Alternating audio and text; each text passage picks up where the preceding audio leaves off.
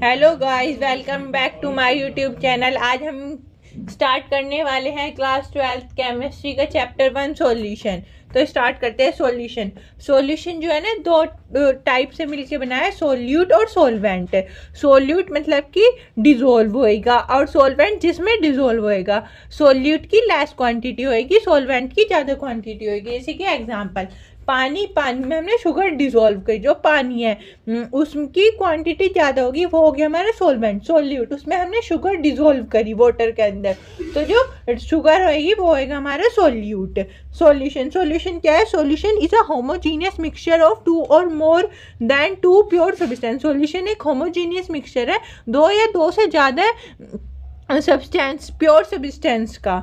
The relation ratio of which can change within a certain limit. मतलब कि इनका जो रेशो रहेगा ना, रिलेटिव रेशो रहेगा, वो कुछ सर्टेन लिमिट्स के बाद मतलब कि चेंज हो जाएगा। जैसे कि हमने जो है ना 1 कप वाटर लिया, उसके हम शुगर डिजोल्व करें। पहले हमने 1 स्पून डिजोल्व करी, फिर दूसरी स्पून, फिर तीसरी स्पून, मतलब स्पून डाली। ऐसे ही हम जैसे डालते जाएंगे, शुगर की क्वांटिटी जैसे जैसे बढ़ती जाएगी, वाटर की क्वांटिटी लेस हो जाएगी, और वो एक टाइम पे आने के बाद उसकी सोल्यूट और सोलवेंट की क्वांटिटी में चेंज आ जाएगा। अब जैसे सेकंड वाला है, when the constituents are two, it's binary. जब उसके अंदर हम दो, जैसे कि शुगर और वाटर, तो हम उसे कहेंगे बाइनरी कॉन्सिक्वेंट्स हो जाएंगे। जब हम 3 डालेंगे तो 3 हो जाएंगे। जैसे कि हमने शुगर डाल ली, उसके अंदर फिर साथ में उसके अंदर थोड़ा सा सॉल्ट भी डाल दिया, फिर 4 तो मतलब कि क्वाटनरी हो जाएंगे। ऐसे जैसे कि हम नींबू पानी बनाएंगे तो उसमें हम नींबू डालेंगे, शुगर डालेंगे, सॉल्ट डालेंगे, वाटर, तो 4 चीज़ हो गई, तो उसका मैंने क्वाटनरी हो जाएगा। जैसे अब आगे देखो, the two consequents of solute are solvent और सोल्यूट। जब हमारे 2 कॉन्सिक्वेंट रहेंगे तो हमारे सोल्यूट और सोलवेंट होंगे। Solute it is that component of solution, ये सॉल्यूशन का वो कंपोनेंट है which is present in relatively large proportion, जो कि ज़्यादा प्रोपोर्शन में प्रेजेंट रहेगा सॉल्यूशन में। सोल्यूट क्या आएगा? ये वो कंपोनेंट है सॉल्यूशन का जो प्रेजेंट रहेगा स्मॉल प्रोपोर्शन में सॉल्यूशन के।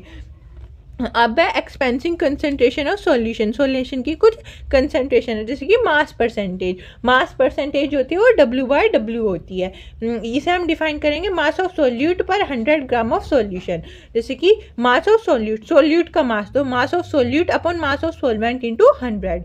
ऊपर तो मास जो यहाँ सोल्यूट होएगा तो सोल्यूट का मास, और नीचे सोल्यूशन का आएगा इंटू 100। जो सोलवेंट होएगा तो मास of solvent upon mass of solution into 100। Volume percent, इसमें मास परसेंट निकाला। अब हम वॉल्यूम परसेंट को मेजर करेंगे V/V, वॉल्यूम अपॉन वॉल्यूम। इसे डिफाइन करेंगे volume of solute per 100 ml of solution के 100 ml। जैसे कि वॉल्यूम परसेंट ऑफ सोल्यूट का वॉल्यूम परसेंटेज, तो volume of solute upon volume of solution into 100। जो सोलवेंट का होएगा तो उसमें ऐसे हो जाएगा volume of solvent upon volume of solution into 100। अब mass by volume percent, mass by यानी कि मास W/V का, इसे हम डिफाइन करेंगे। It is defined as mass of solute per 100 ml of solution, mass of solute upon 100 ml of solution. जैसे mass by volume percent, mass का volume के उस रेस्पेक्ट में परसेंट वो निकालेंगे परसेंट, तो इसमें आएगा मास of solute upon volume of solution. पहले सोल्यूट का मास और वॉल्यूम निकालेंगे सॉल्यूशन का, उसे 100 से मल्टीप्लाई कर लेंगे। अब निकालेंगे ppm यानी कि पार्ट्स पर मिलियन। तो इसमें क्या आएगा? इसमें it is a part of component, एक कंपोनेंट का वो पार्ट है जो पर मिलियन यानी कि 10⁶ पार्ट्स ऑफ सॉल्यूशन में डिजोल्व होएगा, सॉल्यूशन रहेगा इसमें। जैसे ppm का फॉर्मूला आएगा, ppm equals to number of parts of component number of parts, components के number of parts upon total number of parts of component, solution के सारे के पार्ट्स इंटू 10⁶। अब क्या हो जाएगा? मोल फ्रैक्शन का क्या होएगा? इसे डिफाइन करेंगे ratio number of moles of one component, एक कंपोनेंट का mole upon total number of mole of the all component present in a solution. एक सॉल्यूशन में जो प्रेजेंट है, ठीक है। इफ इन ए सॉल्यूशन, जो हमारे एक सॉल्यूशन में Na और Nb, तो हमारे number of moles of solute और सोलवेंट होंगे। Na तो हमारे हो जाएगा नंबर ऑफ मोल्स और Nb हो जाएगा नंबर ऑफ। अब है मोल फ्रैक्शन। मोल फ्रैक्शन ये डिफाइन करेंगे number of mole of one component to the total number of moles of all component जो सॉल्यूशन में प्रेजेंट है। इसमें सॉल्यूशन में Na जो होएगा वो तो होएगा number of moles of solvent और Nb होएगा number of moles of solute, NaNb, और जिसे डिनोट करेंगे हम चाय से। चाय को ये एक्स से भी और CHI जो सिंबल है इसका ये एक्स ऐसा ही है। Mole fraction of solvent in a solution. Mole fraction निकालेंगे सोलवेंट का जो सॉल्यूशन में, यानी कि हम एक्स से सोलवेंट को हमने क्या करा एक्स वो लिया था Na सोलवेंट का number of moles of solvent, यानी कि ए जो हमने सोलवेंट वाली ली थी, तो हम क्या निकालेंगे एक्स से, तो हो जाएगा moles of solvent upon total moles of solution. तो इसमें एक्स से Na तो हो जाएगा नंबर ऑफ मोल्स, Na को निकाल लेंगे Na equals to W upon M, तो Na प्लस Nb निकाल लेंगे, फिर दोनों को प्लस करके ये नीचे वाला सॉल्यूशन का आ जाएगा। अब ऐसे हम सोल्यूट का निकालेंगे। सोल्यूट में चाय भी हो जाएगा, तो moles of solute upon total moles of solution, chi B is equal to Na upon Na plus Nb। Note इसमें क्या है, नोट जो हम मोल्स ऑफ सोल्यूट और मोल्स ऑफ सोलवेंट दोनों को प्लस करेंगे तो उसका जो सम आएगा वो हमारा 1 के इक्वल आएगा, यूनिट आएगा। सारे ऑल मोल फ्रैक्शन का सम को जो ऑल मोल फ्रैक्शन के का सम करेंगे तो हमारा वो यूनिटी आएगा, फर्स्ट आएगा। अब है मोलरिटी। मोलरिटी को कैपिटल M से रिप्रेजेंट करेंगे। इसे डिफाइन करेंगे number of moles of solute dissolve in a 1 litre of solution. कितने नंबर ऑफ मोल्स सोल्यूट के डिसॉल्व हो रहे हैं 1 लीटर ऑफ सॉल्यूशन में, तो मोलरिटी कैपिटल M से, तो जगह number of moles of solute Na निकाल लेंगे और volume of solution in litre, फिर उसका वॉल्यूम निकाल लेंगे। अब आगे है मोलरिटी की यूनिट क्या होएगी, वो होएगी मोल्स पर लीटर या मोलर, मोल्स पर लीटर या मोलर। अब ये इसका नोट है, मोलरिटी कब चेंज होएगी, जब उसके टेम्परेचर में चेंज आएगा या फिर उसके वॉल्यूम में चेंज आएगा। जब उस जो हम मतलब कि वॉल्यूम चेंज करेंगे तो उसके टेम्परेचर भी अपने आप चेंज हो जाएगा। जब वॉल्यूम चेंज करेंगे तो टेम्परेचर भी अपने आप चेंज हो जाएगा। Molarity change with change in temperature as volume change with change in temperature. अब है मोलरिटी। मोलरिटी को स्मॉल m से रिप्रेजेंट करेंगे। इसे डिफाइन करेंगे number of moles of solute upon dissolve in 1 kg of solution. उसमें लीटर में करेंगे, इसमें kg में, किलोग्राम में। अब इसके स्मॉल m से रिप्रेजेंट करेंगे moles of solute upon mass of solvent in kg। इसकी जो यूनिट होगी वो हो जाएगी मोल पर kg या फिर मोलल, स्मॉल m। अब है सोल्यूबिलिटी। सोल्यूबिलिटी क्या होती है, it may be define as maximum amount of solute that can be dissolve in 100 gram of solution at a specific temperature. से सोल्यूबिलिटी को डिफाइन करेंगे, जो हमारे मैक्सिमम जो हमारे सबसे ज़्यादा अमाउंट में सोल्यूट होएगा उसे डिसॉल्व करेंगे हम 100 ग्राम ऑफ सोलवेंट में एक स्पेसिफाइड टेम्परेचर पे। तो सोल्यूबिलिटी जो है ना हमारी डिपेंड करती है nature of solute, nature of solvent और टेम्परेचर पे। उसका सोल्यूट का नेचर कैसा है, सोलवेंट का नेचर कैसा है और उसका टेम्परेचर कैसा है। अब है solubility of a gas in a liquid. Gas की सोल्यूबिलिटी लिक्विड में। अब तो इसने जो है ना एक हेनरीज लॉ है, ये इंपॉर्टेंट लॉ है, ये 90% आ जाता है पेपर में। तो इट स्टेट दैट, ये क्या बताया, at a constant temperature solubility of a gas in liquid directly proportional to the pressure of gas.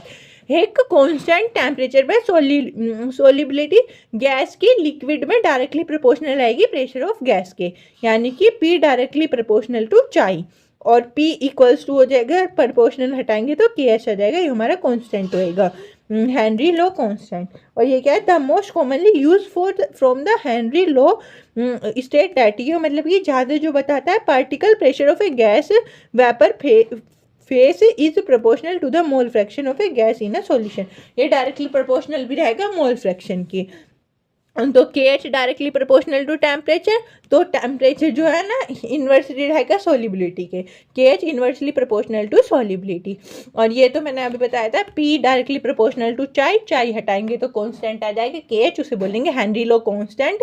चाई होएगा हमारा मोल फ्रैक्शन, इसमें पी हो जाएगा particle pressure of gas, temperature बढ़ाएंगे काइनेटिक एनर्जी कम होएगी, मोल फ्रैक्शन बढ़ाएंगे तो हेनरी लो कांस्टेंट भी मतलब इंक्रीज होएगा।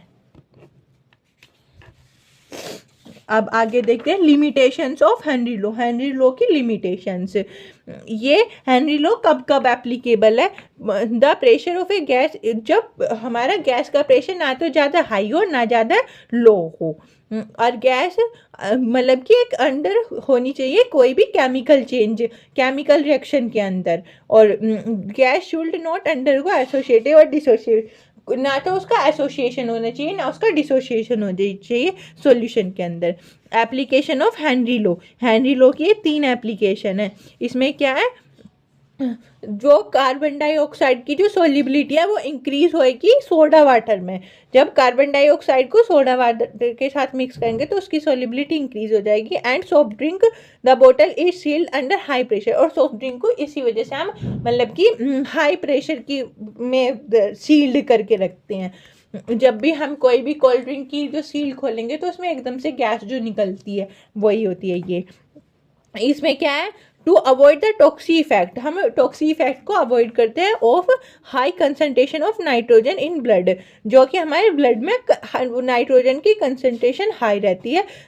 The tanks use by subordinate are field, उसके अंदर ये सबऑर्डिनेट फील्ड रहेंगे और डाइल्यूट रहेंगे हीलियम, हीलियम 11.7 हीलियम, 56.2% नाइट्रोजन, और ऑक्सीजन होगी 33.1%।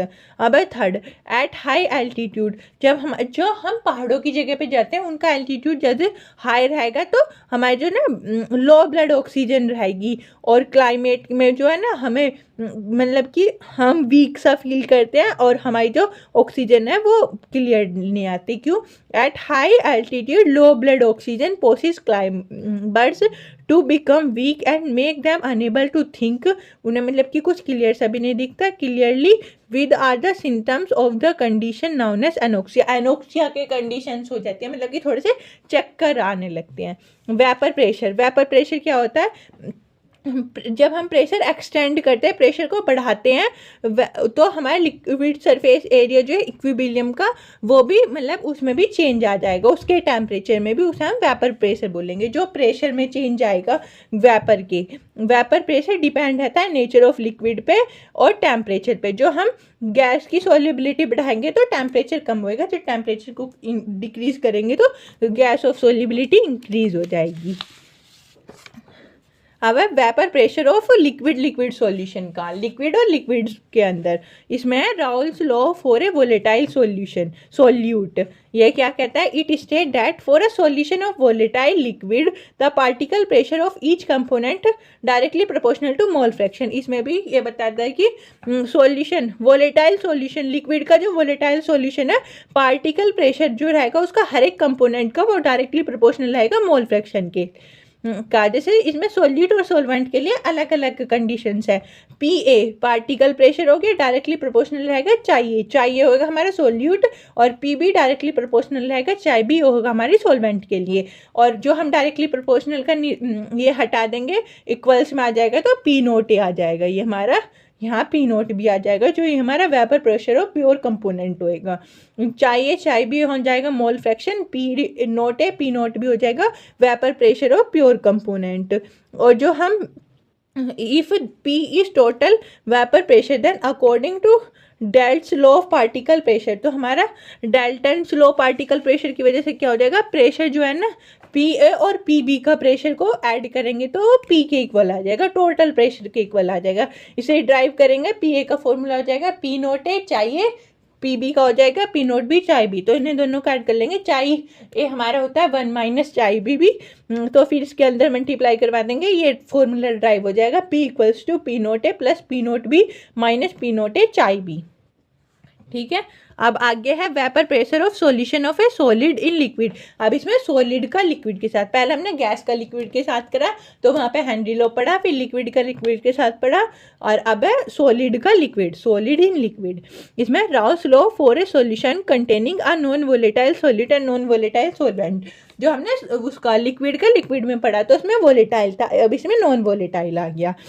तो इसमें क्या कह रहे हैं, ये बताता है it state that the relative lowering of vapour pressure, vapour pressure की रिलेटिव लोअरिंग इक्वल होएगी मोल फ्रैक्शन ऑफ सॉल्यूट, सॉल्यूट के मोल फ्रैक्शन के विच इज नॉन वोलेटाइल, जो कि नॉन वोलेटाइल होएगा। जैसे कि P equals to P A plus P B, और P A equals to P A nought A चाहिए, यहाँ पी ए भी आ जाएगा, और P equals to P nought यो 1 माइनस चाई भी हो जाएगा। तो ये वाला जो ऊपर वाला कर रहा था यहाँ पे P note A minus P note ए चाई भी, और मतलब कि जो ये वाला हो जाएगा P, ये हो जाएगा पी नोट ए चाई बी, और P note A minus P यो हो जाएगा हमारा लोअरिंग ऑफ वेपर प्रेशर, और चाई बी को ले लेंगे यहाँ पे और पी नोट ए नीचे हो जाएगा, तो ये हो जाएगा हमारा relative lowering of vapour pressure. और जो हमारा फाइनल फॉर्मूला है वो यही है, chi B is equal to P note A minus P upon P note A, relative lowering of vapour pressure. हाँ भाई, आइडियल सॉल्यूशन, आइडियल सॉल्यूशन क्या होगा, the solution is called an ideal solution. जो ideal solution वो कहलाएगा जो Rouse law को ओबे करेगा एक स्पेसिफाइड टेम्परेचर पे। जैसे कि for ideal solution, ideal solution के लिए P equals to P A plus P B, और P equals to P note A चाहिए plus P nought B chi B. और एग्जाम्पल है इसके मिक्सचर ऑफ इथेनॉल और मिथेनॉल, इथेनॉल और methanol का मिक्सचर, मिक्सचर ऑफ एनहेक्सेन और n heptane, mixture of benzene और toluene for a ideal solution. Ideal solution को क्या है, ये मतलब कि इसके कुछ की पॉइंट्स है, ये राउल्स लॉ को फॉलो करेगा, डेल्टा मिक्स H जो है वो 0 होएगा, डेल्टा G नेगेटिव होएगा, डेल्टा मिक्स V 0 होएगा, डेल्टा S पॉजिटिव रहेगा। अब है non volatile solid, non volatile solid उसका अपोजिट हो जाएगा कि ये राउल्स लॉ को ओबे नहीं करेगा और कंसंट्रेशन ऑफ सॉल्यूशन पे, इसलिए ये नॉन आइडियल सॉल्यूशन कहलाएगा। जैसे कि Raoult's law is not obey, यो delta mix H not equals to 0, delta S positive हो जाएगा, डेल्टा G नेगेटिव हो जाएगा, और delta mix not equals to 0 हो जाएगा। A non ideal solution can show either positive और negative deviation from Raoult's law. ये राउल्स लॉ के लिए पॉजिटिव और नेगेटिव डेविएशन दोनों देगा, ये इसका की पॉइंट है।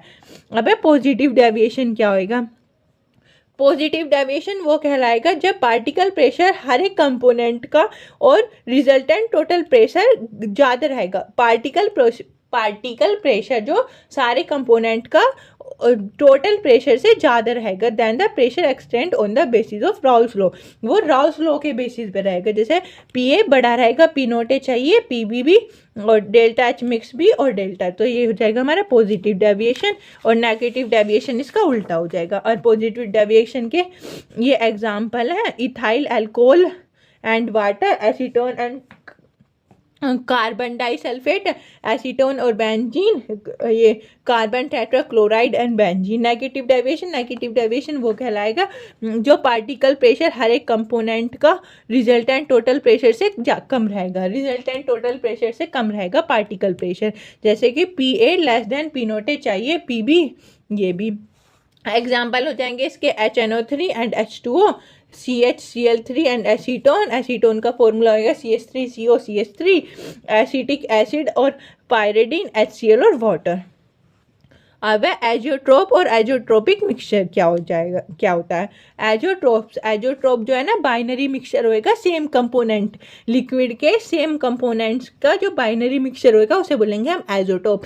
And vapour phase and boil at a constant temperature and can not be separate by fractional dissection became of less temperature difference. और वो जो है ना हम उसे सेपरेट नहीं कर सकते क्योंकि उसका टेम्परेचर डिफरेंस की, कम टेम्परेचर डिफरेंस की वजह से। टाइप्स ऑफ एजियोट्रोप्स के टाइप्स, अब है मिनिमम बॉइलिंग एजियोट्रोप या फिर नेगेटिव एजियोट्रोप, और होएगा मैक्सिमम बॉइलिंग एजियोट्रोप या फिर पॉजिटिव एजियोट्रोप। इसमें क्या आएगा, दीज आर द बाइनरी, यह एक बाइनरी मिक्सचर होएगा जो जिसका बॉइलिंग पॉइंट जो है ना कम रहेगा, और can either of a two component, दोनों कंपोनेंट्स में से। The ideal solution which can show large positive deviation from a Raoult's law, जो राउल्स लॉ में ज़्यादा पॉजिटिव डेविएशन शो करेगा और वो मिनिमम बॉइलिंग एजोटोप कहलाएगा स्पेसिफिक कांस्टेंट टेम्परेचर पे। एग्जांपल हो जाएगा इसका a mixture of 95.5% methane alcohol and 44.5% of by volume को ऐड कर देंगे जो हम इसमें। अब है मैक्सिमम बॉइलिंग एजोटोप। मैक्सिमम बॉइलिंग एजोटोप इसका उल्टा होएगा, जैसे कि ये एक बाइनरी मिक्सचर होएगा उन बॉइलिंग पॉइंट का जो boiling point is more than ethyl of two component, the solution show larger negative deviation। इसमें क्या है, ये जो है ना मैक्सिमम बॉइलिंग एजोटोप, ये जो है ना बाइनरी मिक्सचर होएगा उन बॉइलिंग पॉइंट का जो more than ethyl of two component solution so large negative deviation, जो ज़्यादा इथाइल के जो दो कंपोनेंट्स है उससे ज़्यादा नेगेटिव डेविएशन शो करेगा Raoult's law from a maximum boiling azeotrope हर एक स्पेसिफिक उस पे कंपोजिशन पे। एग्जांपल होएगा a mixture of 68% of HNO3 और and 32% of water by mass. अब है कोलिगेटिव प्रॉपर्टी। कोलिगेटिव प्रॉपर्टी क्या है? कोलिगेटिव प्रॉपर्टी वो प्रॉपर्टी है जो डिपेंड करेंगे नंबर ऑफ सॉलिड पार्टिकल और डिपेंड नहीं करेंगे उसके नेचर पर, खाली डिपेंड करेंगे नंबर ऑफ सॉलिड पार्टिकल पर, does not but not depend on their nature, called colligative property. ये कुछ कोलिगेटिव प्रॉपर्टी है जैसे relative lowering of vapour pressure of a solvent, elevation of boiling point of a solvent, depression of freezing point of a solvent, osmotic pressure of solvent. पहली है relative lowering of vapour pressure of a solvent, solvent के vapour pressure relative lowering. इसमें क्या है, जो हम add करेंगे addition of a non volatile solute, non volatile solute को ऐड करेंगे नॉन वोलेटाइल सोलवेंट के, the addition of a non volatile solute of a non volatile solvent, जो हम नॉन वोलेटाइल सॉल्यूट को ऐड करेंगे नॉन वोलेटाइल सोलवेंट के साथ तो वो डिक्रीज हो जाएगा specific tendency of a molecules, उसकी मॉलिक्यूल्स की जो स्पेसिफिक टेंडेंसी रहेगी ना वो कम हो जाएगी from the surface of solution, solution के सरफेस पे। As the sum of the surface area, जो हम उसका सम करेंगे सरफेस एरिया का जो उसने ऑक्यूपाइड कर रखा होगा नॉन वोलेटाइल सोल्यूट पार्टिकल पे, जैसे कि according to Raoult's law relative lowering of vapour pressure equal रहेगी मोल फ्रैक्शन ऑफ सोल्यूट के। जैसे कि your relative lowering of vapour pressure का फॉर्मूला हो गया P0A minus P upon P0A equals to चाहिए चाय बी का फॉर्मूला लगा दिया हमने Na upon Na plus NB। फिर फॉर ए डाइल्यूट सॉल्यूशन के लिए NB रहेगा Na से बड़ा, तो यहाँ पे B0A Na अपॉन NB आ जाएगा और इसे हम WB अपॉन MB, और ये जो यहाँ लिखेंगे WA अपॉन MA तो ये MA ऊपर चला जाएगा तो ये जगह WA into MA, WB into MA, तो ये जाएगा MA का निकालेंगे P0A upon P0A minus P into WB into MA upon WA। अब आगे एलिवेशन ऑफ बॉइलिंग पॉइंट का एलिवेशन। इसमें क्या है, वह ना नॉन वोलेटाइल सॉल्यूट, जब हम इसे नॉन वोलेटाइल सॉल्यूट को वोलेटाइल सोलवेंट में ऐड करेंगे तो इसका पार्टिकल प्रेशर जो सोलवेंट का कम हो जाएगा to make the solution boil its vapour pressure, जो हम उसके वेपर प्रेशर में बॉयल करेंगे तो वो इंक्रीज हो जाएगा उसका टेम्परेचर, जब उसे हम बॉयल करेंगे तो उसका टेम्परेचर इंक्रीज हो जाएगा। जब उसका टेम्परेचर इंक्रीज होएगा बॉइलिंग पॉइंट प्योर सोलवेंट का, तो उसमें जो डिफरेंस आएगा उसे कहेंगे हम elevation of boiling point, delta TB उसे डिनोट करेंगे डेल्टा TB से। थर्ड द एलिवेंट ऑफ बॉइलिंग पॉइंट इक्वल रहेगा delta TB equals to TB minus TB nought. और फॉर ए डाइल्यूट सॉल्यूशन के लिए क्या आएगा, इट हैज़ बीन फाउंड, इसे फाउंड करेंगे that the elevation of boiling point directly proportional हैगा molality of A solute in solution के, जो सॉल्यूशन के अंदर जो सोल्यूट रहेगा मोलेलिटी, उसकी मोलेलिटी ऑफ सोल्यूट के डायरेक्टली प्रोपोर्शनल रहेगी। जैसे कि डेल्टा TB डायरेक्टली प्रोपोर्शनल रहेगी M के, और तो हटाएंगे तो इसे K भी कांस्टेंट आ जाएगा, इसे मोलर एलिवेशन बोल लेंगे, कांस्टेंट मोलर एलिवेशन कांस्टेंट या इब्लिस्कोपिक कांस्टेंट, जो हम इसमें m जो है ना m पुट कर ले 1 मोल बाय kg, तो डेल्टा टी भी हमारा के भी इक्वल हो जाएंगे। तो हमारा मोलर एलिवेशन कांस्टेंट को हम डिफाइन कर सकते हैं ऐसे, मतलब कि जब हम 1 mole of non volatile solute को डिसॉल्व करें 1 kg ऑफ सॉल्वेंट, तो हमारे ये दोनों इक्वल हो जाएंगे। तो इसकी यूनिट केबी की यूनिट क्या हो जाएगी, केल्विन और केजी पर mole. Elevation of boiling point, boiling point का एलिवेशन क्या होगा, delta T B equals to K B. और जो ये हमारा m था, हम m को n solute upon w solvent में निकलेंगे, और n को n w अपॉन a, और w सॉल्वेंट को w b अपॉन 1000, और इसे ऐसे कर लेंगे। ये हमारा फॉर्मूला बन जाएगा delta T B equals to K B into W A into 1000 upon M A into W B. अब depression of freezing point, freezing point का डिप्रेशन अब क्या आएगा, whenever a non volatile solute, जब हम non volatile solute को add करेंगे volatile solvent के साथ, तो हमारा वेपर प्रेशर डिक्रीज हो जाएगा। जब हमारा वेपर प्रेशर डिक्रीज हो जाएगा तो इसमें जो हमारा ये हमारा लगभग इक्वल हो जाएगा सॉलिड सोलवेंट के साथ इक्वल, और जो हमारा लोअर टेम्परेचर में इसका डिफरेंस आ जाएगा, ये हो जाएगा difference is freezing point of pure solvent, जिसे हम डिनोट करेंगे TF से, और TF को हम कहेंगे डिप्रेशन ऑफ फ्रीजिंग पॉइंट या फिर डेल्टा TF। जो ये हमारा डेल्टा TF हो जाएगा equals to delta TF naught minus TF के। It has been found that dilute solution difference freezing point, इसका जो फ्रीजिंग पॉइंट डायरेक्टली प्रोपोर्शनल रहेगा मोलेलिटी के, जो हम इसे हटाएंगे तो हमारा कांस्टेंट आ जाएगा KF, और जो हम m को रख लें 1 मोल पर kg, तो हमारा डेल्टा TF KF इक्वल हो जाएंगे, और KF को हम मतलब करेंगे मोलर डिप्रेशन को, और इसे ये कांस्टेंट भी बोल देंगे। जो इसकी यूनिट होएगी KF की, वो केल्विन और kg पर मोल होएगी। हैंस मोलर डिप्रेशन कांस्टेंट, जो हम मोलर डिप्रेशन कांस्टेंट को डिफाइन कर रहे हैं, तो डिप्रेशन इन फ्रीजिंग पॉइंट, जब हम when 1 mole of non volatile solute, जब हम 1 mole of non volatile solute को डिसॉल्व करेंगे 1 kg ऑफ सॉल्वेंट, तो हमारा क्या आएगा, delta TF KF equals to KF into WA into 1000 upon MA into WB।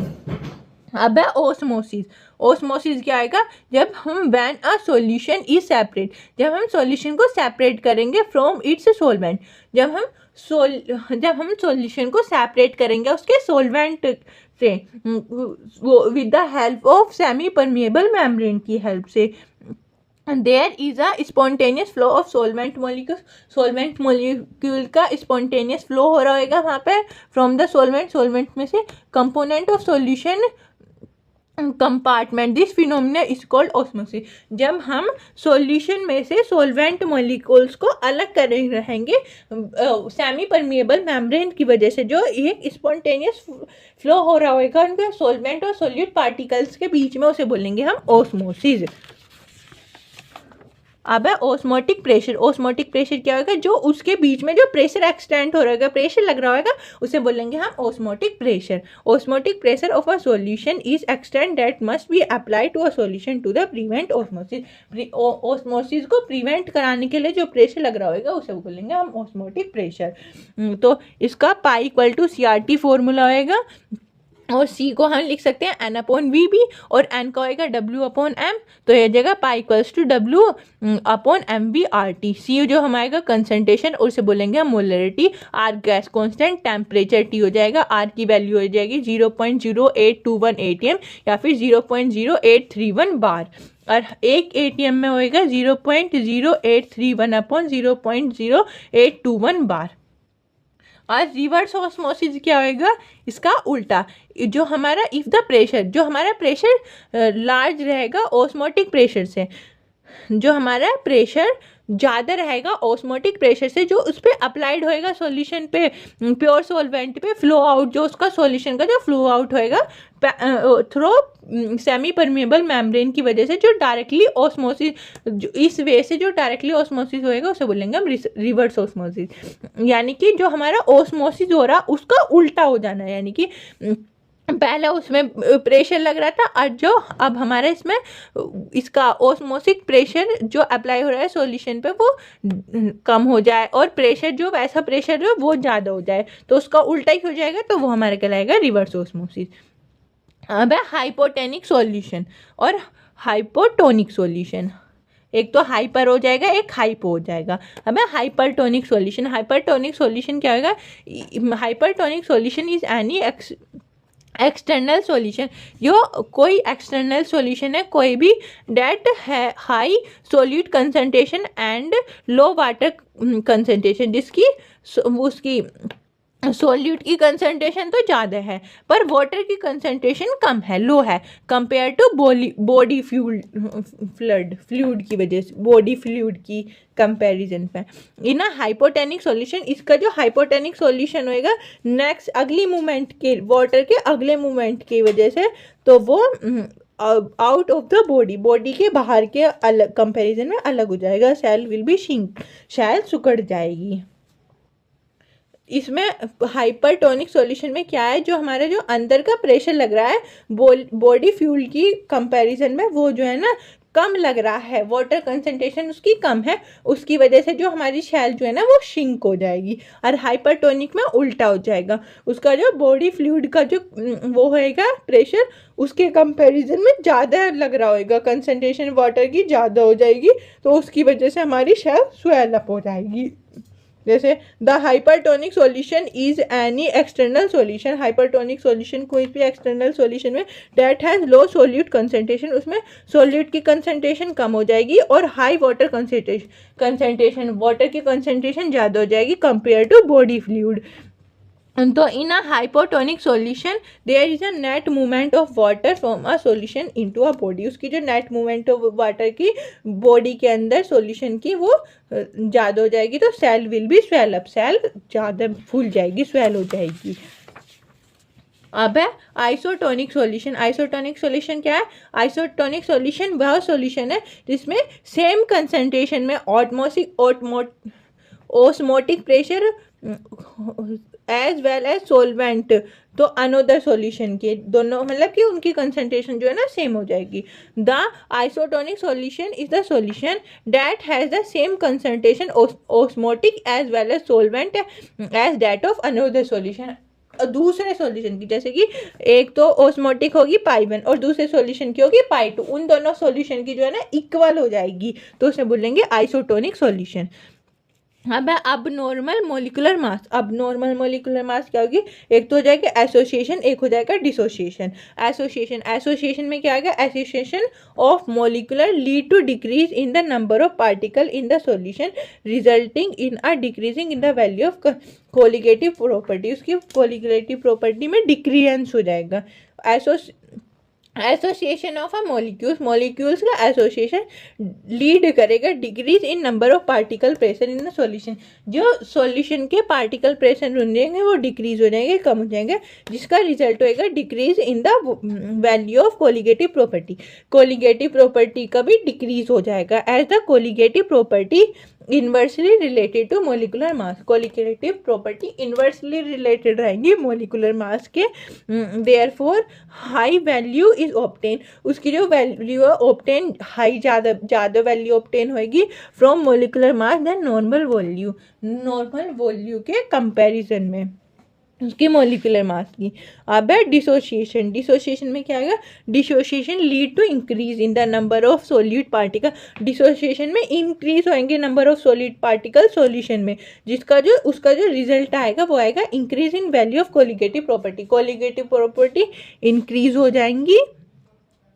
Since colligative property inversely related होंगे molecular mass के, जैसे पहले भी बताए थे इसमें एसोसिएशन पे, therefore molecular mass of solute such a substance has calculated from a colligative property, और उसे कोलिगेटिव प्रॉपर्टी की कंपैरिजन में हम उसे कैलकुलेट कर लेंगे और जो will be less than a normal value, और उसकी जो मतलब कि हम कैलकुलेट करेंगे वो नॉर्मल वैल्यू से कम आएगी।